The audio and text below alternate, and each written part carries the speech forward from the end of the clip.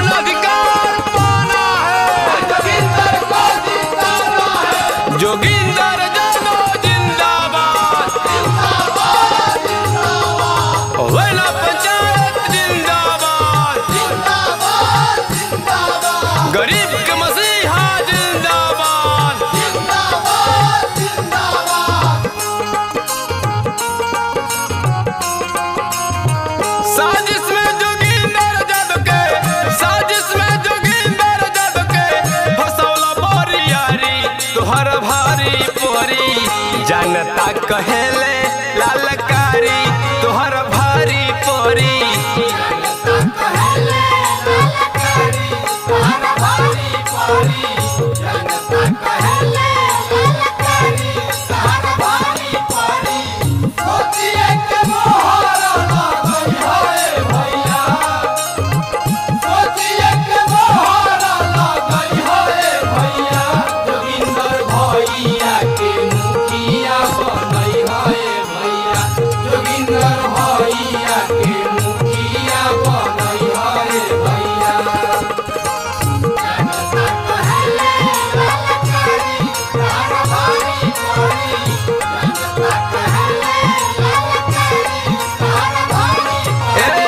किसान मजदूर चाहे गरीब और दुखिया, वैना पंचायत के बनी है जोगिंदर जादव मुखिया।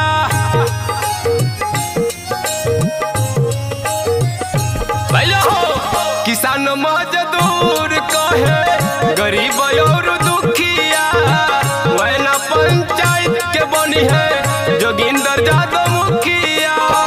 इनके खातिर फारिक छाती, इनके खातिर फारिक छाती करे जो दिलो काढ़ी तुहर भारी पोरी।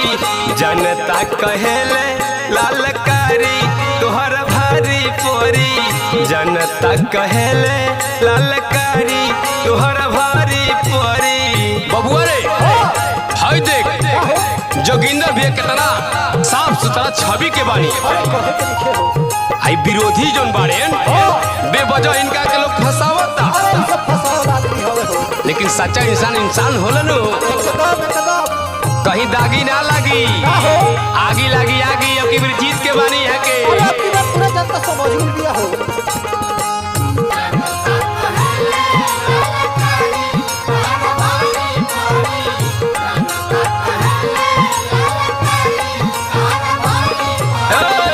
बेची हो नई मान सा दारू रह रुपया पो, दाया बोरी सही है अब की जोगिंदर भैया पो।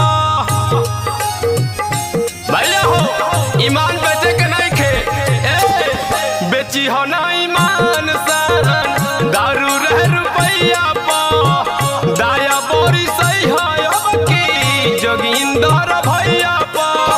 जीती है तो पंचायत में, जीती है तो पंचायत में विकास के दौड़ी गाड़ी तुहर भारी पोरी। जनता कहेले लालकारी तुहर